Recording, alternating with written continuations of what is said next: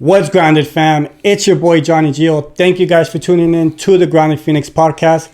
As always, the purpose of this channel is to express vulnerability and expand awareness to addiction, trauma, and mental health. I have Troy on the mic with me right now. What's grounded, Troy? How you doing, brother? Thanks for having me. Of course, man. Of course. I'm doing great, man. But seriously, sitting down next to you, I'm just like, fuck. Do you even lift, bro? I'm just like, damn. I'm kind of embarrassed right now. But you know what? It's all good, man. I'm happy to have you. To start off, bro, what I've been doing lately is kind of showing people that I don't really take myself too serious. And the reason why I say that is because early on in my sobriety, I really thought that was it. Life is over. I'm going to be boring as fuck. I'm just going to be someone that's in their shell the whole time. But it's the complete opposite. So I like to start off this podcast now with some humor. Great. So if you don't mind sharing one embarrassing moment of yours, and I'm going to share one first, just so we can be even. And this particular moment has to be at the gym, because I know you stay hitting the gym, bro. I know I saw you lifting 4 plates on each side, bench pressing, and that was close grip too. I was like, man, this guy's a savage. So my embarrassing moment at the gym, bro, I was trying to lift a plate 25. And I was doing it at home, right? But then I go to the gym. I guess it's a little different. My homie's like, oh, you need a spot? I'm like, no, I don't need a spot. And then I'm trying to impress these girls around and shit. And this is when I was first trying to get into, my fitness journey. So I'm over here. I'm like, I don't need a spot. So I go in there, I arch my back, and I lift it up. As soon as I bring it down, bro, you already know what happened. It stays stuck right there, dude. And my homie had gone to go drink some water, and I'm over here taking the plates off like this and shit. And everybody's just looking at me struggle, dude. I was so red. Never went back to that gym again. Never went back to that gym, dude. So that's pretty embarrassing, but I think I got you beat, Johnny. No way. No way. Let's hear it. So let's see. I was probably about 2 years sober, and I had gotten a job as a trainer at Bally Fitness in Encino, and I was deadlifting, and my back was a little sore, and I'm like, okay, I won't go to heavy today. And I put on 3 plates, and I hit a couple, and I'm like, okay, I could feel it. That's about my limit. I don't want to push it. But I'm like, nah, I'm going to go 4. And I put on 4 plates. As soon as I was coming up with it, it just locked up. And I dropped the weight, and I went down to my knee, and I started just trying to rest. Went down to my push-up position, and then I rolled over, and that was it. I couldn't get up. So it took... The guy at the front called the ambulance. It took 6 people to put me on the stretcher, and I had to go to the hospital because I pulled my back, and I was out for about a month. Bro, but at least it was 3 plates, bro. No, you said you were going on 4 plates, only actually. Only 4 plates, but I think the weight matters, matters. I'm glad you're okay, though, man. I'm glad you're okay. But yeah, dude, thanks for sharing that story. Just want to encourage everybody. You know what? It's okay to not take yourself too serious. Of course, gotta follow certain principles, but it's all fun and games at the end of the day, right? Exactly. So to get started, bro, we're gonna dive into a lot of talk about the solution part of being an active addiction. So, but first, I'd like to get to know more about you, because we didn't really get a chance to speak through social media. Normally I do that, but I'm actually excited about it because, there's some mystery in here. So if you can just, tell us where you're from and a little bit about yourself and kind of how, it all started for you. Okay. My name's Troy. I always identify as an alcoholic. That's my drug of choice, I guess. And I always say I recovered from a hopeless state of mind and body due to the 12 steps outlined in the Big Book of Alcoholics Anonymous. I have a sobriety date of April 13th, 2007, and luckily for me, that is my only sobriety date. I haven't had to go out and experience the horrors and misery of addiction anymore. I'm a one and done, one-trip wonder, whatever you want to call it. But one-trip wonder. I just think I was done, and I had enough pain and misery that when I came in, I was willing and desperate enough to do what I needed to do. But a little bit of my backdrop: I'm originally from Boston, Massachusetts. Being down. Hey, representing. And, back in Boston, we have long winters. So when it's cold and snowy outside, there's really nothing to do but sit inside and drink and get loaded and do things we're not supposed to do. So that'll warm you up. But even before that, at an early age, Johnny, I didn't feel, you know, you hear a lot of people in the room say this, but I didn't feel comfortable with myself. I'm a child of mixed race, so I didn't know whether I fit in with the blacks. Do I fit in with the whites? Who am I? I didn't even really have a sense of who I was. And when I was 12, my mom moved to a rich, affluent town called Duxbury, and those white boys showed me how to party because, you know, it was like a town where their older brothers, you know, passed it on down the line, and drinking and getting loaded was just kind of a way of life back there. And, you know, I drank the first time with my buddy. We stole a bottle of old granddad whiskey out of his parents' liquor cabinet, and we drank it in about 5 minutes. And, you know, from that time, I was literally legless. We walked back to his house. We thought they were going to smell it on us. Almost choked ourselves on peanut butter trying to hide the smell. But, you know, from that period on, I felt that sense of ease and comfort that the book talks about. Oh, yeah. And, you know, I was comfortable within my own skin. And every time I drank, you know, from that period on, I never had a glass of wine with dinner. I never had a six-pack. I never drank to socialize. I drank to blot out the intolerable situation that was my reality. And I drank to forget who I was, or to, you know, just numb the pain, whatever we do as addicts and alcoholics to stuff those feelings down. That's what I learned at a very early age, and it worked for a long time, you know. And I went through college. I got kicked out of college. I did the whole, you know, geographic. I came out to California when I was 25, and I really thought coming out here was going to fix me. But like they say, wherever you go, there you go. And I had my my head still on my shoulders. And, you know, out here, I learned to do things which we didn't have back east, mainly methamphetamines. You know, I was introduced to speed. And, you know, I never got the message or the tools how to be an adult. You know, I was 25 when I came out here, and life was a party.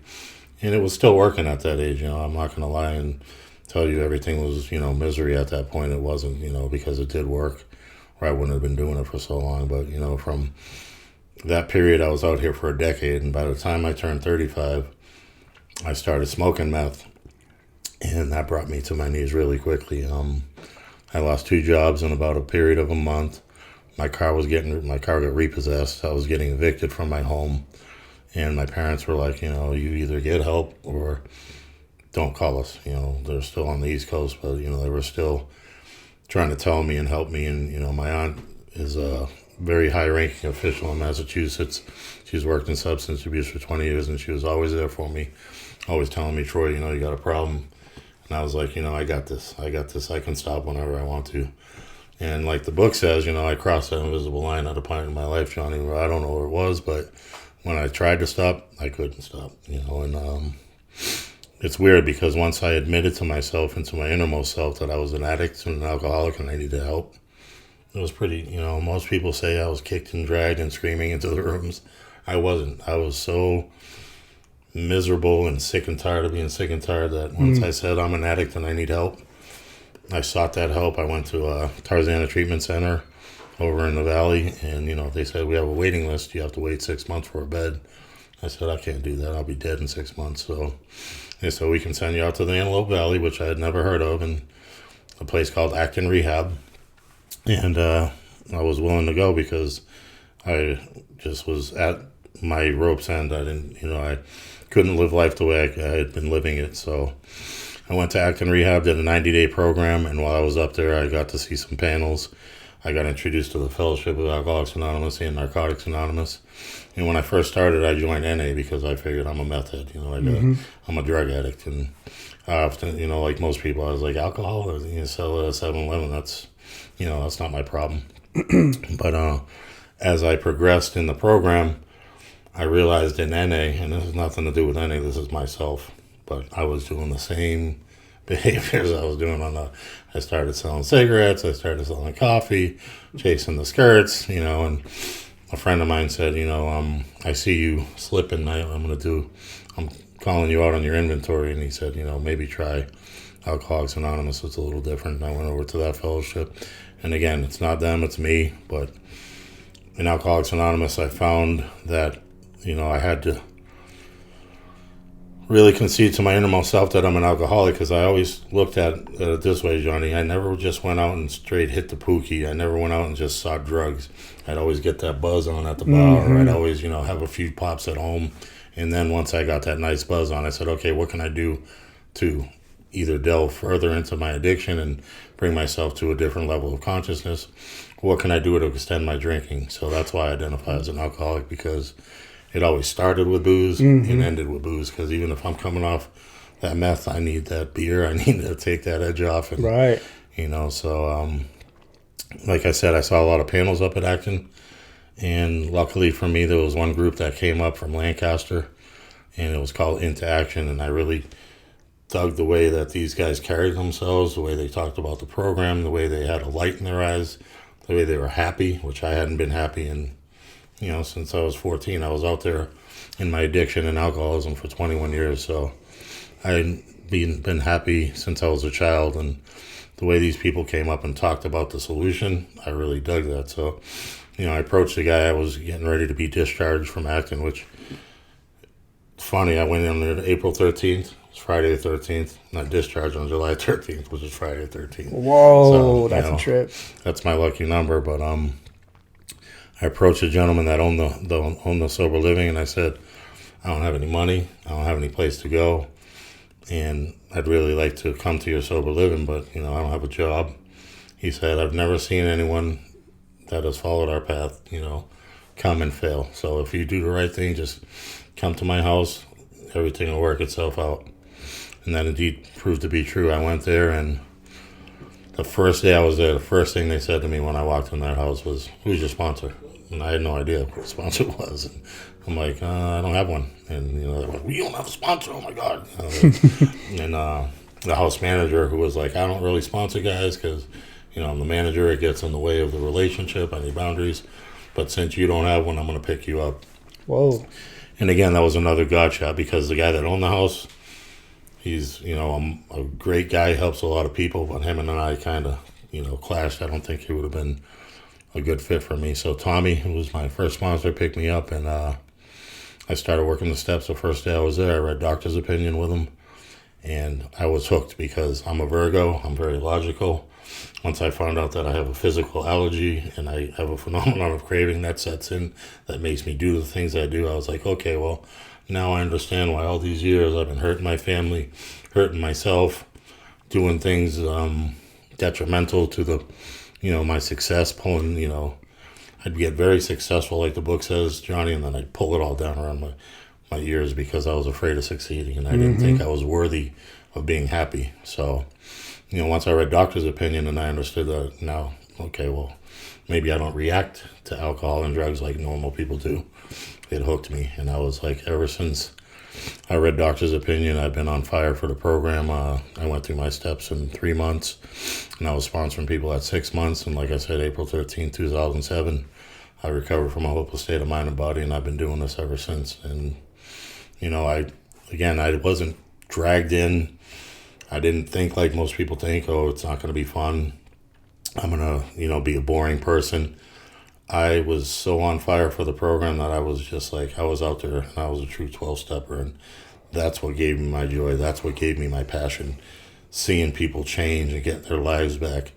Taking guys through the book and seeing the lights come on. Taking them through the book and giving them the tools so that they could live happy, joyous, and free.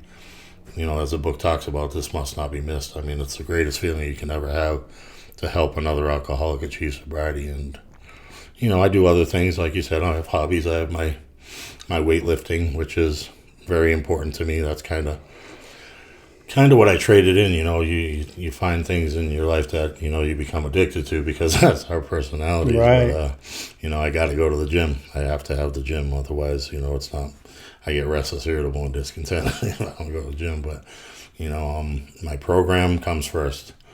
When I was early in sobriety, I went to the Valley Club down in Northridge, and I saw this on a sobriety plaque. It says "sine qua non," which in Latin means "without this, nothing." So, if I put anything in front of my sobriety, it could either be gone, or I can take myself out of a position to be helpful to the next alcoholic or addict, and that's something I just can't afford to do because, like I said, this is there is no other joy for me like sponsorship, and just being of service, man. Even just taking a guy to a meeting or whatever I can do to help and get out of my head. If I'm helping you or I'm helping someone else, I'm not in my head, and my little plans and designs aren't, running around in there. Right. I'm not obsessing on them. I'm thinking of what can I do for the man who is still sick. And the way Bill and Bob outlined that program is definitely divine. There's divinity in that program because, getting out of self is the greatest thing I can ever do, because if I stay up here too long, Johnny will try to kill me. It really will. I know exactly what that feels like. So, yeah, that's enough of my background, but yeah, I'm a true 12-stepper, man. I go to meetings because I love fellowship, but I go to meetings to hunt newcomers. That is my, primary purpose. So you hunt them down. That's what they call me down in Northridge. They call me the hunter. Nice. Yeah. Nice, dude. I really appreciate you sharing them, and I could hear the passion and love that you have for helping other people, being of service, and the 12 steps, bro. Like, I'm extremely grateful to have you, brother. I related to a lot of stuff you said, but first and foremost, I want to say congratulations on like almost 14 years coming up. 56 days from now, 14 years. I have 5,059 days today by the grace of God and the program of Alcoholics Anonymous. And again, I don't say that because I did it. I surrendered. I did what another man laid out in front of me. And every day I wake up and I thank God because, he does for me what I cannot do for myself. Right, dude. Well said, man. Very well spoken. And like I said, I'm extremely grateful to have you here. I'm going to go ahead and ask you a couple questions if you don't mind. Of course. First of all, I want to start off with asking you, I don't know if you're familiar with PAWS, post-acute withdrawal syndrome. And the reason why I ask that is because I really want people to be informed about how important it is early on in your sobriety. After the initial hangover or the kick of the drug, there's like so much more after that you're going to have to deal with. What did you have to cope with, or how did you cope with symptoms of PAWS, if you had any? Well, again, and I hate to be cliche, but since we're talking about PAWS, one of the benefits of me staying sober and doing what I do, January 1st, I just got a job as a program director. I'm actually running a treatment center. So that's amazing. I'm doing that and helping people in that venue. But like you said, when I got sober, they say in AA, there's good news and bad news about getting sober. Good news is you get your feelings back. Bad news is you get your feelings back. That's no lie. I find that the biggest hurdle for people in early sobriety is what to do with those feelings. Because like you said, I'm depressed. I'm coming off of my only known solution that I've ever had in my life. I'm coming off of my comfort, what I go to be comfortable. What do I do with all these thoughts that are racing in my head? What do I do with this anxiety? What do I do when I start getting cold sweats because, I'm actually getting physically sick from withdrawing from fentanyl or opiates or whatever have you? So, it's very hard to go through that. But when I was doing that, the thing that helped me was the work because, again, when it was explained to me that I have a threefold disease, physical, mental, spiritual, it can address all those things because the hardest thing about going through withdrawals is what am I going to do for the rest of my life when these feelings of anxiety come up, when all I've ever known is to go hit a drink or hit the pookie or hit that needle or whatever it is that brings me that instant ease and comfort. It's been taken away from me. So getting sober doesn't mean, we're going to give you new coping mechanisms. It means you got to go through that stuff and learn how to do it in a comfortable manner. So the best thing for me I can say was my third step, Johnny, because when you learn to turn your will and your life over to the care of God as you understand God and do it really sincerely and you really have that higher power, He's going to bring you through anything because I couldn't have made it without, something other than myself. And this is what I tell these guys. I'm like, when you go through the work, page 85 talks about the miracle. The obsession was lifted with absolutely I don't know when I stopped wanting to drink or use, but I know what I did to do it. And you just have to do it. You have to have either determination, blind faith, or just be, like I said, sick and tired of being sick and tired. Because if you give in to those feelings, you're just going to compound the problem. Perfect instance, I had two brothers come in on the 19th of January, and they were both tore up, and, one of them lasted 2 days, and he went back out. And I understand the addiction. I understand the reason why he did it. But I was able to reach out to him while he was out there, and he had a moment of clarity and bring him back. You know, and now he's 30 days sober and That's amazing. doing things he never thought he'd do. I got him through his first step. You know, we read the book together. We do, I take him to meetings. But he still has reservations. He still has, he wants to go back, and, he has using dreams, and I understand that because those are the worst. He's so close to the addiction. But it's like, you have to get to a point, Johnny, where you're willing to understand that you've done this for over a decade. It doesn't work for you. Are you willing to try something, even if you think it's stupid, even if you think it's not going to work, even if you think, you're listening to another man and giving up your will? A lot of people are just, I don't want to take suggestion from another man. A lot of younger addicts, especially, probably haven't had father figures, so it's very hard for them to take direction.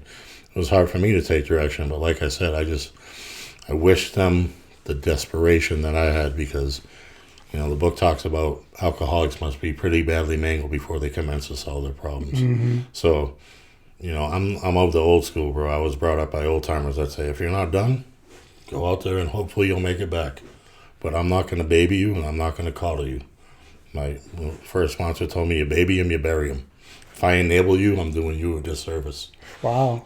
So I'm going to give it to you straight, but if you're not done, go ahead and go out there and get it done. Kind of like what Mike told me, as alcoholics and drug addicts, we kind of need to learn things the hard way.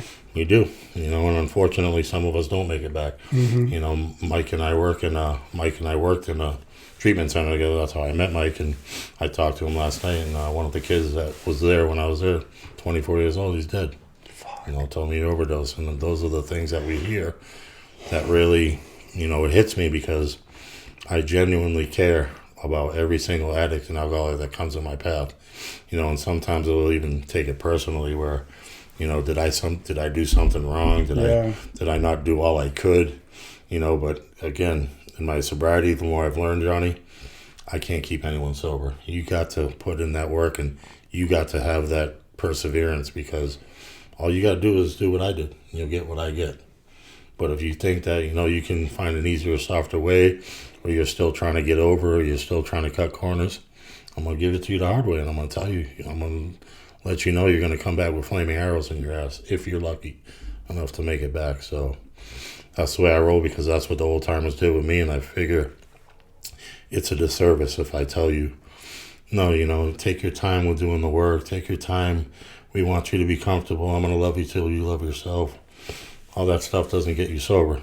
Sitting in that book and doing the work, doing a rigorous 4-step, being honest with yourself, being open-minded, making amends, clearing away the wreckage of your past, all that's going to keep you sober. So I'm remiss when people are like, it's too much work, it's too much this, it's too much that, but you're willing to go out there and live every day on the street, be homeless, and do what you need to do for your dope or whatever it is that you're getting, but you're not willing to sit down and work the steps. I just don't really have tolerance for that, I guess. It's crazy the way the disease works, man. It is. You say it's hard work, but then you're over here straight hustling to get that next fix, and even willing to be homeless and stuff. Like, it really grabs a hold of us like that.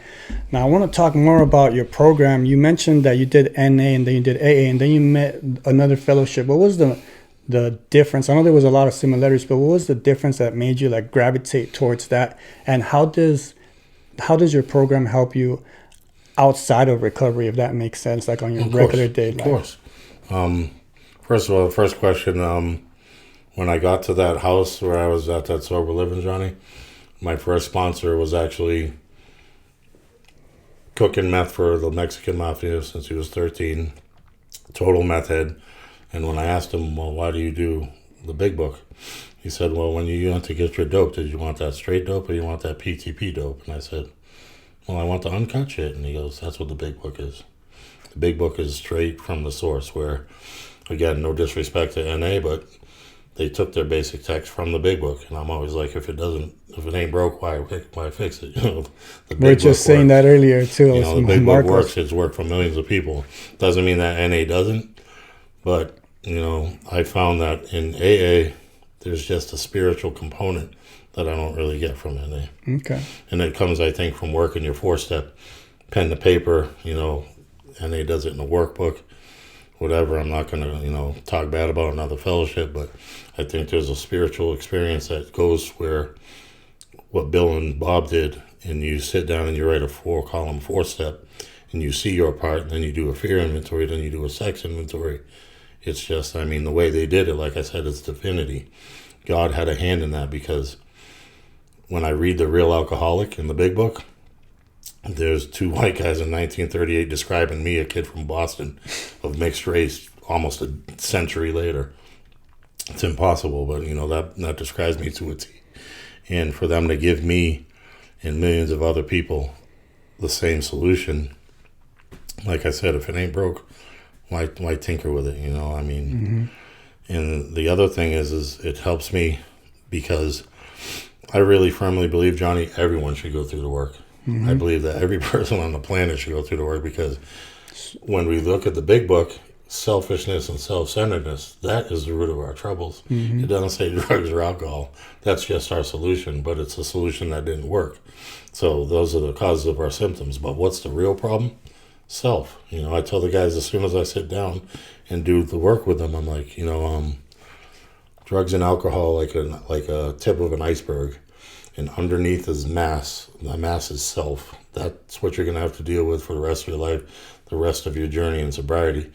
Like I said, I haven't thought of drinking and using in a long time, Johnny, but self manifests every day. Mm-hmm. I can be selfish in a heartbeat. Yeah. I can be angry in a heartbeat. I can show my character defects in a heartbeat. So the way I go about my day is trying to be as spiritually fit as I can. My last sponsor used to say, you're walking around asleep. You're not awake. And when you're awake, you're spiritually awake, and you're cognizant of what I do to the next person. I'm cognizant of being courteous to the person behind me in the grocery line. I'm cognizant if a person cuts me off, where I don't give them the finger or scream at them or chase them down and act unspiritual. Mm-hmm. I'm cognizant of my behavior, because all I can do is control myself and my reactions. I can't control what you do, but I can always say, you know what? I'm sorry you feel that way. What can I do to make it better? What can I do to have a spiritual solution?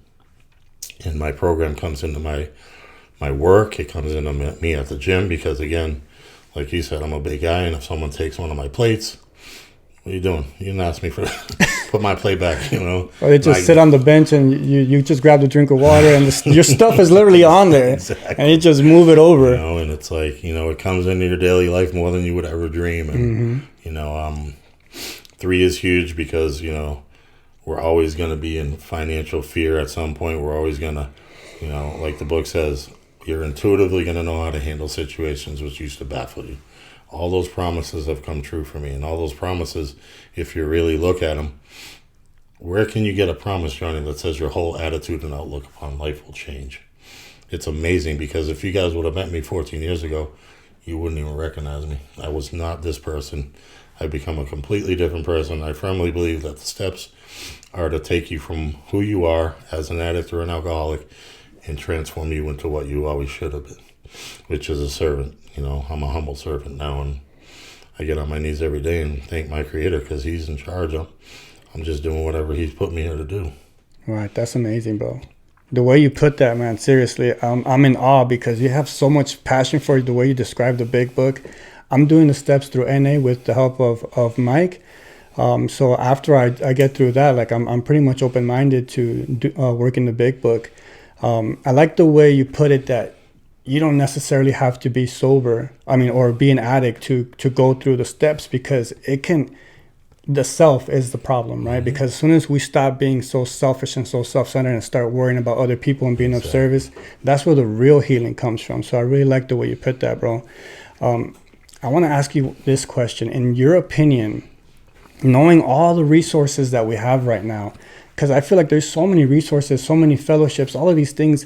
There's the internet where people can reach out for help. Why is there a global pandemic with fucking drug addiction, bro? Because I think that's where the real pandemic truly is, because it's through the roof. Like, why do you think that is, given all the resources we have? And how, in your opinion, how do you think we can, better that?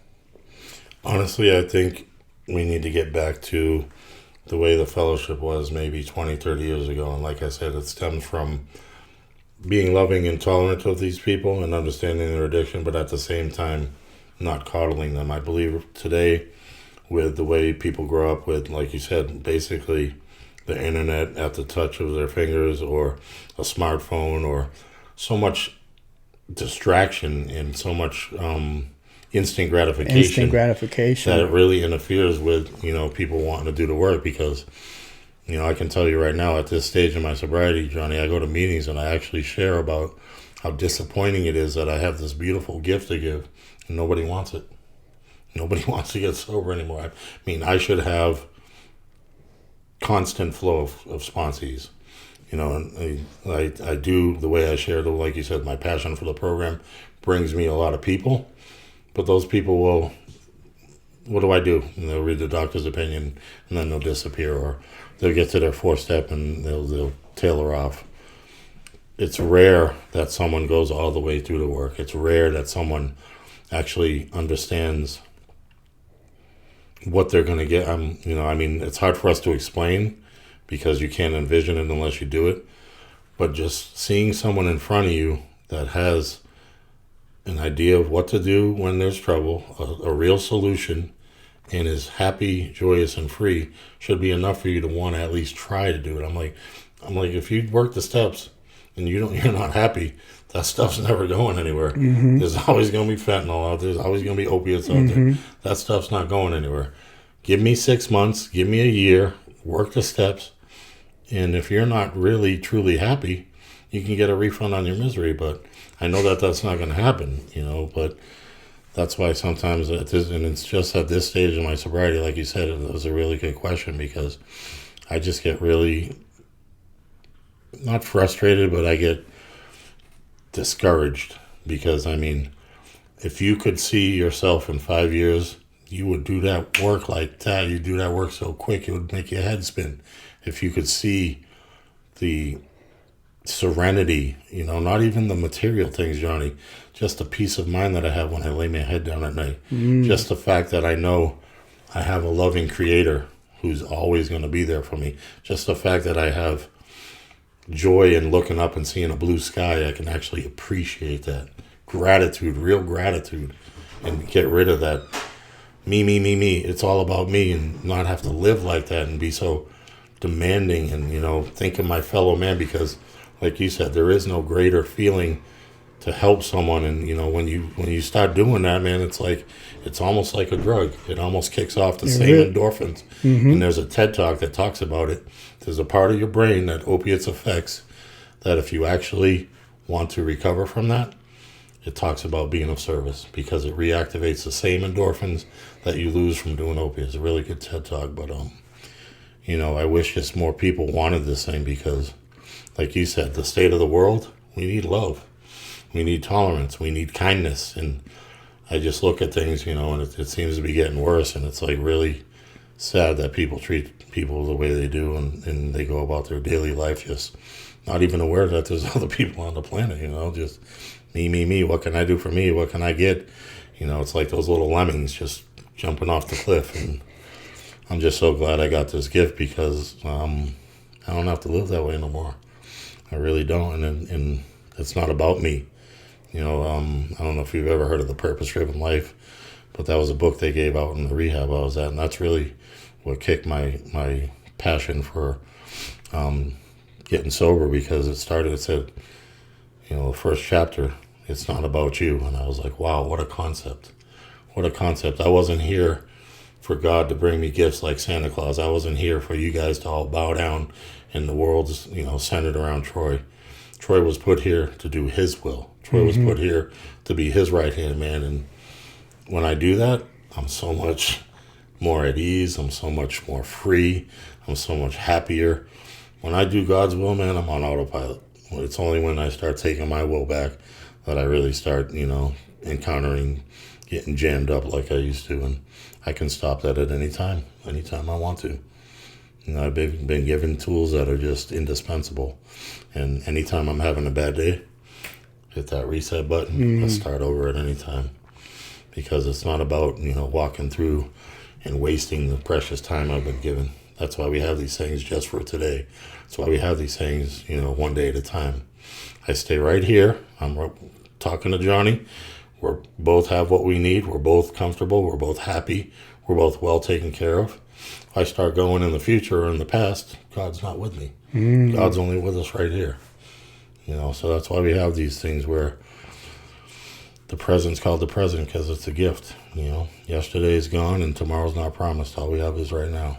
And if I stay that way, I can wrap my head around trying to help this pandemic, trying to understand why people are the way they are, why they're so broken and damaged. And, even if they're, like you said, they're not drug addicts, how many people are walking around out there really, truly happy and grateful for their lives? Not just looking to get a Ferrari or a house or the girl on their own. All those external things, that's why we say it's an inside job. Yep. All my happiness comes from in here because one of my sponsors, and again, I always go to what sponsors have taught me. You're not trying to let God in, you're trying to let God out. Ooh. Man. Bro, I'm going to pause real quick just because there was so much information that you just let out. And I feel like goosebumps in a sense when you speak because you're so passionate about this, man. I'm going to rewind real quick because you mentioned you were so sick and tired of feeling sick and tired, right? I think, in my opinion, that's what's missing right now. People are not feeling that because, like you said, instant gratification, all of these things just coming at them at the touch of a finger, you know what I mean? So I think that's what's really going on as well. So I'm going to tie this next subject / question, which this previous one, because I know you said you sound, you feel relatively like, how did you put it? Like, not frustrated, but discouraged, right? Yeah. So what's the difference between hope and faith? The reason why I ask this is because, hope and faith are spiritual principles. Mm-hmm. And hope and faith is something that I try to practice almost every day, but I feel like I put faith first and foremost more than hope because, in my opinion, I feel like hope is like wishful thinking or like a beggar type of thing, and I feel like faith is more like you feel things with more conviction. So, in your opinion, what's the difference between hope and faith, and how do they resemble, and how should they be used instead of, my example was just like, hope is like the beggar, so I try not to use it. I feel kind of like you do, where faith is more of an action where you're practicing something that you know is going to transpire. And like you said, hope is something, well, I hope this happens, or I wish this would happen, where you're not really, that's kind of a lack of faith for me because, right. When you're hoping something, you're really kind of saying, well, it's beyond my reach, or it's something that's outside my power. And I don't really think there's anything that exists in this world that is beyond our power. The universe is abundant enough to give us everything we want, and we have a creator who loves us. And whether you know it or not, he's always there, and you can access his power. So I feel like faith is when you just actually really have that belief and understanding that not only is he there, but he's never going to let you down. Mm-hmm. He's never going to leave you by yourself. He's never going to give you a problem that you can't solve. Whereas, hoping, I think, is more tied into early recovery journey, where, that's what you have because you don't know anything else. You don't know how to have faith. You don't know how to have, you might not even have an understanding of a higher power.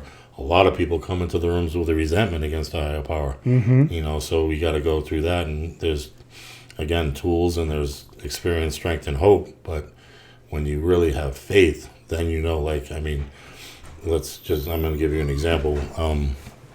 I got fired in December for having COVID, and... Wait, you got fired? Yeah, I got fired from having COVID. For having COVID? Yeah, and I was, I went through a severe depression because I'm like, not only do I have COVID, but now I lost my job. Right. But what I did was I went to a meeting, and I heard someone share that was, put my problems into perspective, so to speak, where, I'm like, okay, so I might not have a job and I might have COVID, but I'm nowhere near where that person is. And it's not to say I'm gaining, satisfaction from their misery, but I'm just grateful that I'm, again, where I'm at, where I can have a solution, where I can actually go help that person. And then I put my faith in my Creator, and on January 1st, I get, this opportunity to be a program director. That's having faith, knowing that he may have closed the door, but he's going to open many, many more. It's like a blessing in disguise. Well, Always trying to find the silver lining. It's not even a blessing in disguise, Johnny. What it is what your true path is. That wasn't my path. You look at it like that I wasn't supposed to be there. I was supposed to be where I am now. So if you look at it like that, he's always going to take you and place you where you need to be. And you're having faith because he's brought me through, like I said, almost 14 years. And I've gone through death. I lost my father to this disease maybe 5 years ago. I lost my girlfriend who put me in treatment at 6 months sober when she died of cancer at age 32. And I walked through that sober. So I've walked through some things sober, and I'm still here. Why? Because I have faith that my Creator not only needs me to be where I am, but he's going to put me where I am.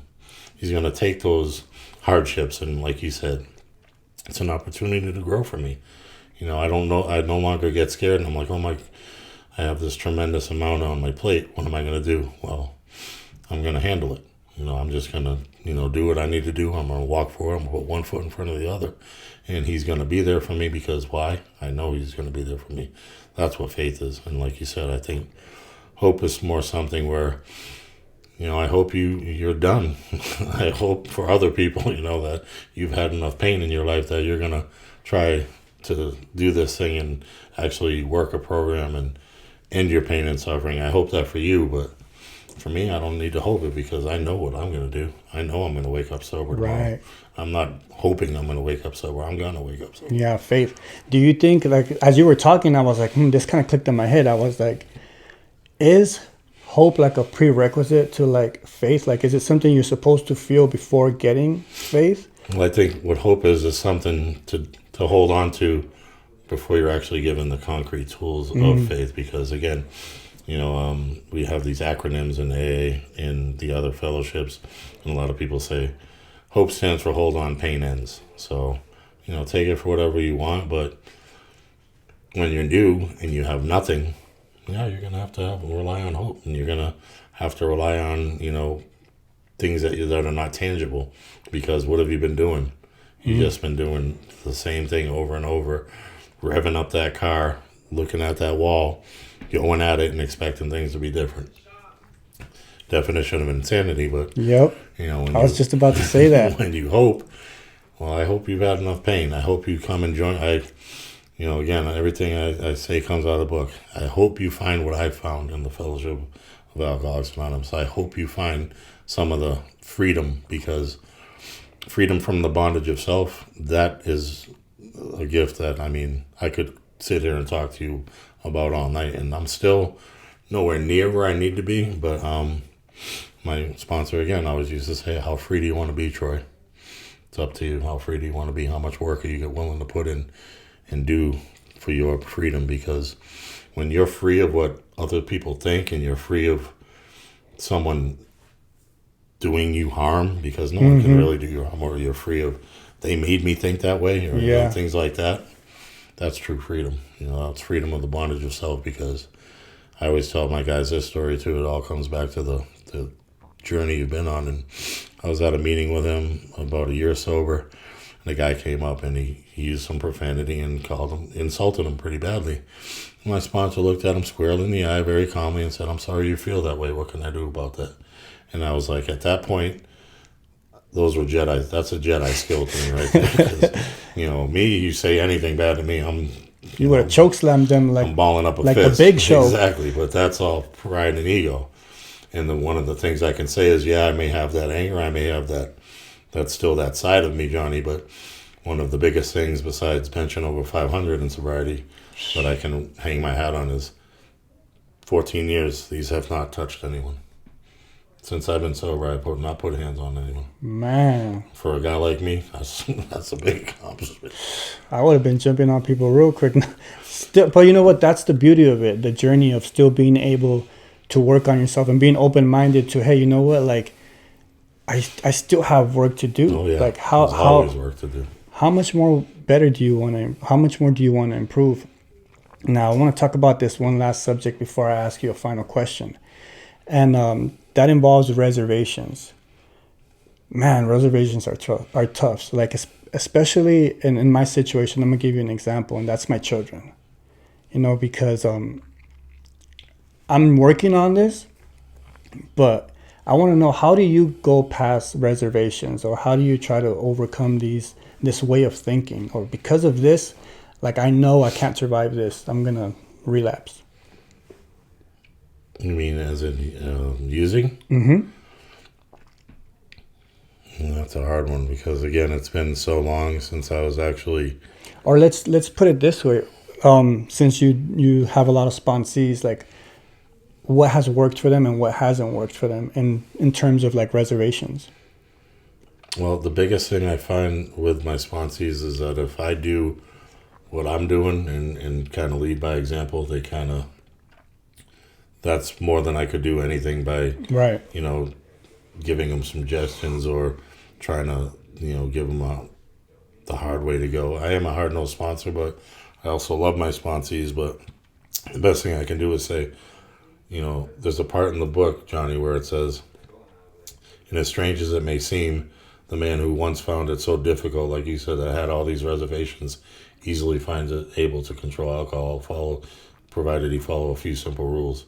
And I always say, that was me. I was on your side of the table. Now I'm on this side of the table. My hope for you is that by going through the work, you'll one day be sitting here with another gentleman telling him the very same thing. Because, the first step in recovery is admitting to our innermost selves that we're alcoholics. And that's a hard thing to do. And I thought I had done it. I was in Acton one day, and I was at a panel, and a gentleman came up, and he actually had 16 years, and he said, I do my first step every day. I look in the mirror, and I admit to myself I'm powerless over alcohol. And I'm like, that was pretty powerful for me, because I'm like, I had already done 1, 2, and 3 off the wall. I hadn't even read the big book. And I realized that I still had a reservation. I'm like, maybe someday I can, smoke some weed or have a beer. There can be none of that. There has to be none of that, because if you still have those things, it will take you out, and like you said, unfortunately, a lot of youngsters or a lot of people in the program today, they still think that one day, somehow, some way, it says, it's the great obsession of every abnormal drinker is that one day he will control and enjoy his drinking or using. And I can tell you from experience, I've seen enough people go out and not one of them has come back and been like, hey, man, it's better. The speed doesn't keep you up, or the heroin doesn't make you overdose or put you to sleep. It's like everybody that comes back, the same story. And like I said, if you're lucky enough to make it back, because, when people say at the end of a meeting, keep coming back, that's not what I say. You know what I say? I say, just stay, because why keep coming back? Why leave at all? Just stay here, because this is the easier, softer way, and this is solution.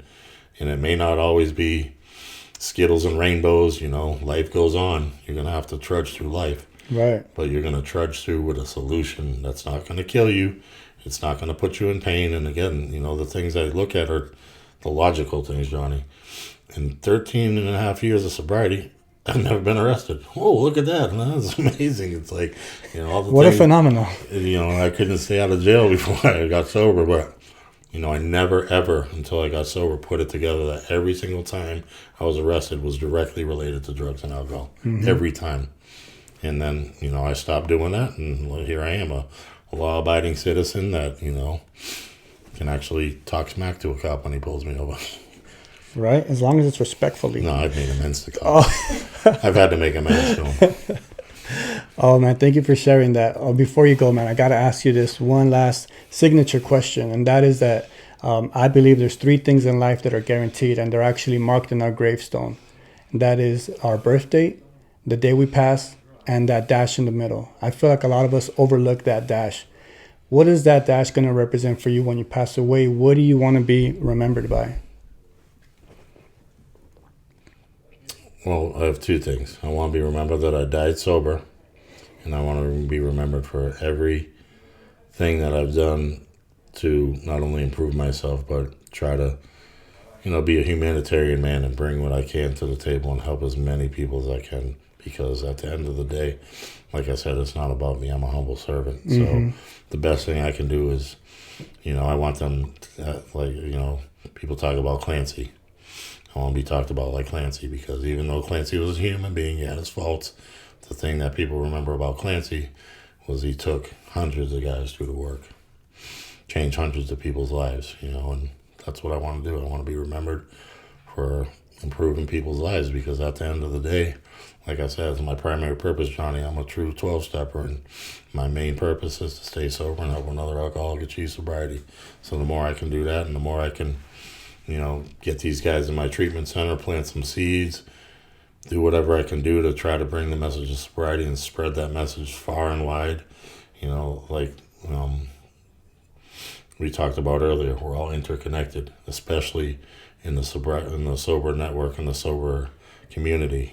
So the more I stay sober, the more people I help.